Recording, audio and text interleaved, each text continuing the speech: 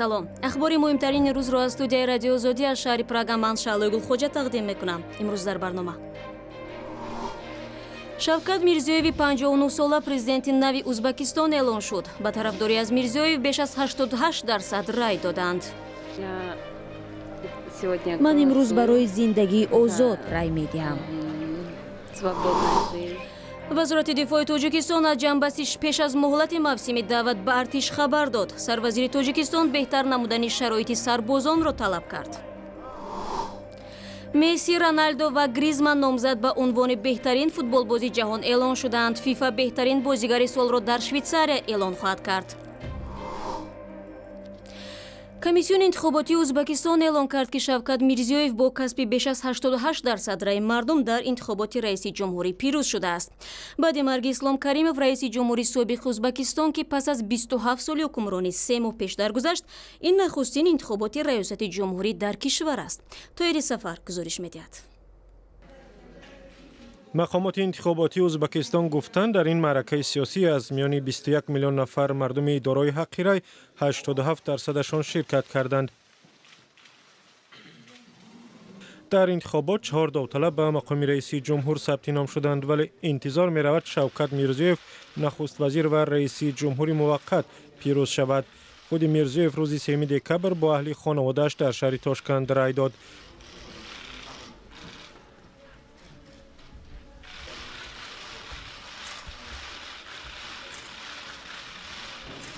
як сокини Тошканд рӯзи интихобот гуфт: Ман имрӯз барои зиндагии озод рай медиҳам. барои иштирок дар интихобот Сарвар Отамуродов, намояндаи ҳизби Эҳёи Миллӣ, Ҳотамҷон Кетмонов, намояндаи ҳизби Халқии демократӣ ва Наримон Умаров аз ҳизби социал-демократ сабти ном шуданд. аммо ҳар сеашон аз сиёсатҳои пешгирифтаи Шавкат Мирзиёев ҳимоят мекунанд.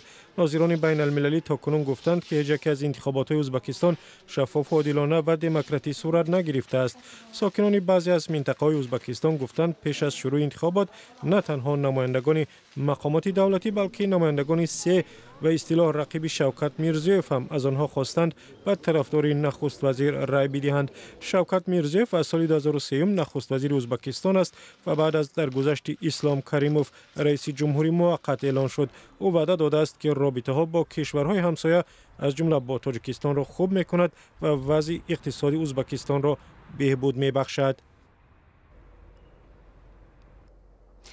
ва Эмомалӣ Раҳмон, раиси ҷумҳури Тоҷикистон, бо ирсоли барқия ба унвони Шавкат Мирзиёев гуфтааст, ки интихоби ӯ ба мақоми раиси ҷумҳур ба беҳтар шудани муносиботи ду кишвар мусоидат мекунад. дар барқияи расмии Раҳмон омадааст: итминон дорам, ки идомаи ҳамкории судманду самаранок миёни Тоҷикистон ва Узбекистон ҷобгӯи манфиатҳои мардумони мо мебошад. воқеан дар Тоҷикистон таваҷҷӯҳ ба интихоботи Узбекистон зиёд буд, чун дар аҳди Ислом Каримов, раиси ҷумҳури пешини ин кишвар, муносибатҳои дуҷониба ба сардӣ гароид ва ду тараф борҳо сари тақсими захираҳои об дар Осиёи марказӣ баҳсу даъво доштанд.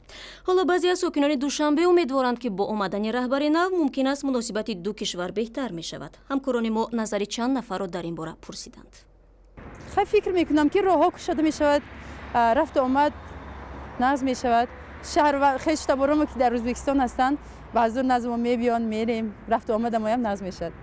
рафту омад бо давлати Тоҷикистон озод мешавад, раҳо кушода мешавад. мисол пештара ворене, мисол визовый контролёшон ҳам ҳуӣ мешавад, безвизовый мешавад. 25 лет я не был на родине. 25 лет. Но я все же, у меня есть какие-то надежды, да, чтобы поехать посмотреть своих предков, там, родственников.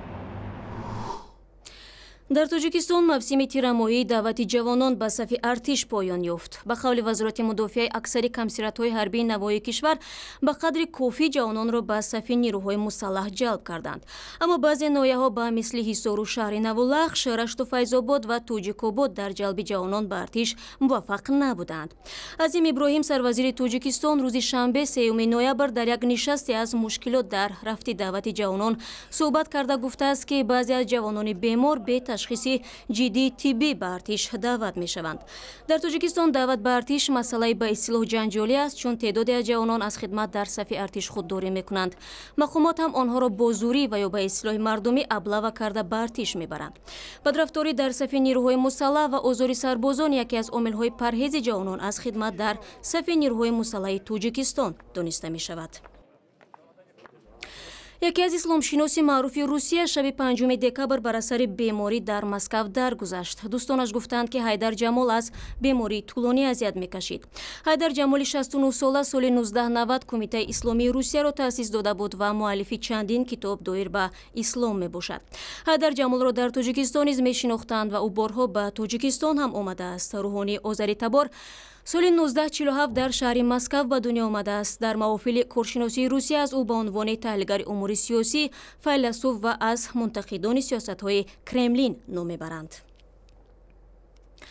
бармегардем ба Тоҷикистон. Як зани 35 сола аз ноҳияи Бобоҷон Ғафуров мегӯяд, агар мақомот дар пайдо кардани ҷойи кор барояш кӯмак накунад, дар фасли сармо бо тифлонаш дар кӯча мемонад. Ин зан ҳамроҳи 3 тифлаш наздики ним сол дар гаражи зиндагӣ мекарданд ва бо шурӯи хунукиҳо ҳамсояҳо онҳоро дар манзили иҷораи арзонтаре ҷой намуданд. Сурайё Додобоева дар суҳбат бо Маъсуми Муҳаммадраҷаб гуфт, ки то кунун дархостҳои ӯ барои ёфтани ҷойи кор ба мақомот бепосух монданд. 3 моҳ пеш ин кӯдакҳои хандон ва шух дар ҷои тангу торе зиндагӣ мекарданд. Вазъи ногувори онҳоро дида ҳамсояҳо ин хонаи иҷораро барояшон пайдо карданд, то дар сардиҳои зимистон берун намонанд.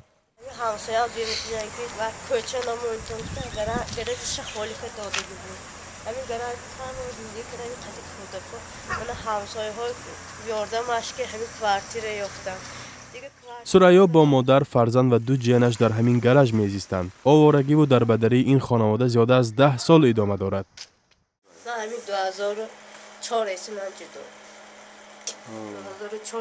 то он вақт дар хонаи шавҳар зиндагӣ мекард? зиндагӣ мекардам. 5 сол зиндагӣ кардам. баъди 5 сол ман ҷудо шудам. баъди бекор шудани никоҳ як фарзандро аз ӯ гирифтанд ва бо як духтараш беруни дар шуд. ба сабаби адами ҳуҷҷатҳои ақди никоҳ натавонистанд даъвои амвол кунанд. кор кардам ки ҳамин як хона як дар гирам, ҳамин бачаҳои кӯдакҳои калон кунам гуфтам. дар ҳатто ман шаҳрҳои мусофир рафта кор карда омадам ки ҳамиҳо чӣ кунам, фурону пешону калон кунам, ҳеҷ кас кам набошад. дар Россия?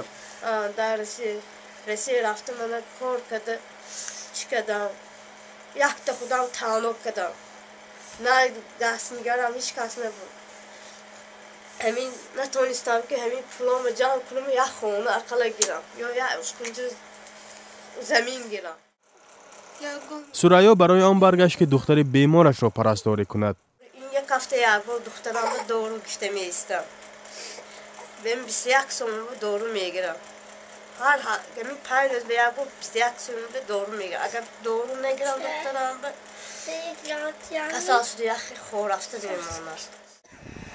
нархи иҷорапулӣ дар шаҳри Бобоҷон Ғафуров аз 500 то 600 сомонӣ аст. мардуми савобҷӯ пардохти 60% ин маблағро ба гардан гирифтаанд. худи сайёра намехоҳад аз ҳисоби хайри мардум зиндагӣ кунад, балки мақомот барои кор ёфтанаш кӯмак расонанд. маблағи заруриро худаш ба даст дорад, вале муроҷиатҳои пай дар пай ба мақомот беҷавоб мондаанд.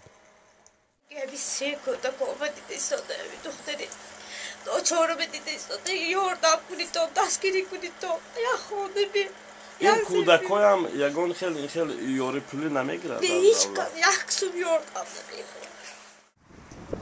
мақомот мегӯянд аз будани ҳамчунин як оилаи овора хабар надоранд. дар акси ҳол кӯмакашон мекарданд. як созмони хайриявии мусиқӣ дар вилояти Хатлон ҷавонони боистеъдодро меҷӯяд, то баъдан барои рушди онҳо мусоидат кунад. тарҳи ҷоизаи мусиқии Боб дар асоси озмун беҳтаринҳоро кашф ва барои муаррифии онҳо сармоягузорӣ мекунад. пеш омадани чунин имконият шуморе аз ҷавонони хушовозро дар музофоти ин вилоят умедвор намудааст. тафсилоти бештар дар гузориши навбатӣ. муҳаммад Шариф мехоҳад дар оянда овозхони фалаксаро шавад. ӯ аз ҷумлаи ҷавононест ки талош дорад ба саҳнаи бузург роҳ ёбад. зодгоҳаш як деҳаи дурдасти ноҳияи Данғара аст. ин гуна ҷавонони рӯсто барои аз худ дарак додан бояд садди зиёдеро пушти сар кунанд. муҳаммад шариф ба мактаби мусиқии шаҳри Қурғонтепа омадааст то аз як имконияти дигар истифода кунад.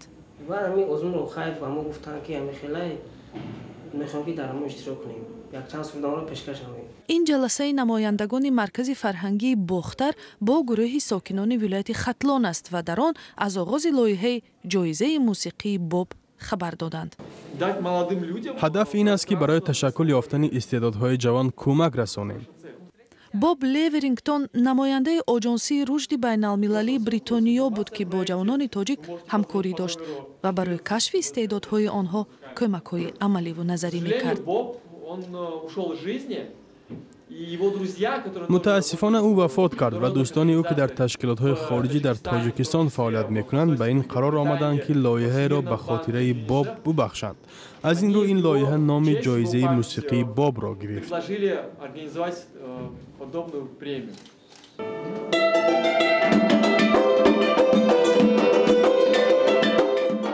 ин озмун барои ҷавонони 16 то 20 сола буда рӯзи 1 декабр оғоз ёфт ва то охири моҳи феврал идома мекунад. маҳдудиятҳои жанрӣ ва забонӣ надорад. барои ин хонандагони мактаби мусиқӣ имконияти хуби намоиши ҳунарашон пайдо шудааст ва ин бачаҳо ба озмунҳо бо нигоҳи умед менигаранд. чунки ғолибони ин озмун баъдан дар саҳнаи театри опера ва балети пойтахт дар назди доираи васеи тамошобинон муаррифӣ мешаванд. дар ин озмун муҳим барои шогирдони мо ин аст ки дар оянда касби худро сайқал диҳанд. گیریا گیریا نامی خدا بگوید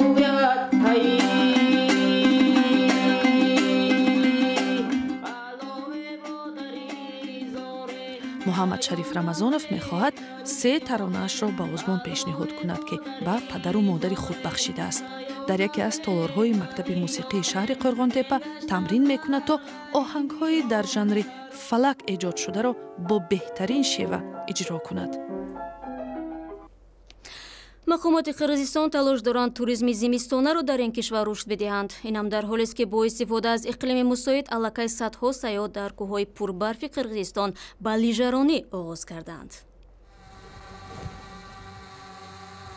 кӯҳдомани барфпӯш, арчазор ва иқлими мусоид.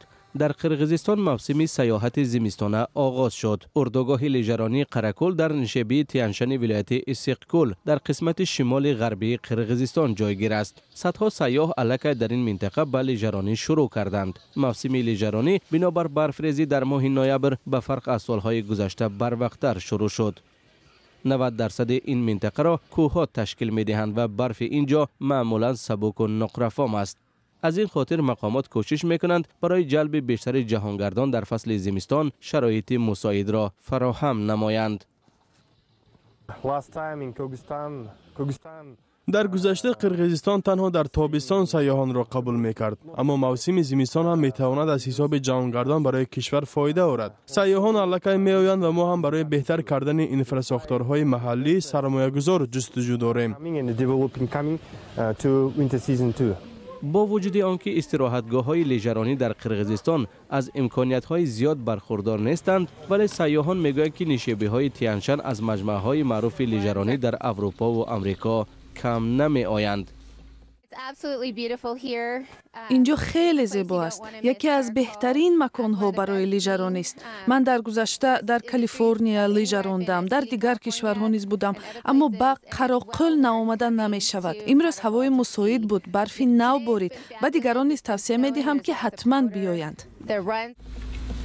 эҳтимол аз ҳама монеаи асосӣ барои рушди туризми зимистона дар Қирғизистон набуди сармоягузорист. ин кишвари собиқи шӯравӣ дар ин авохир ба мушкилоти молӣ гирифтор шудааст. поин омадани нархи нафт ки иқтисоди Русияро заиф кард, ба аксари кишварҳои собиқи шӯравӣ аз ҷумла Қирғизистон ҳам таъсир гузошт. бо нашри ин гузориш барномаи имрӯзро поён мебарем. хабарҳои бештарро дар вебсайти озодӣ.орг ва саҳифаҳои вижаи мо дар шабакаҳои иҷтимоӣ бихонед. мо ҳамчунин наворҳои диданиро дар YouTube мегузорем. то барномаҳои баъдӣ, худо нигаҳдор.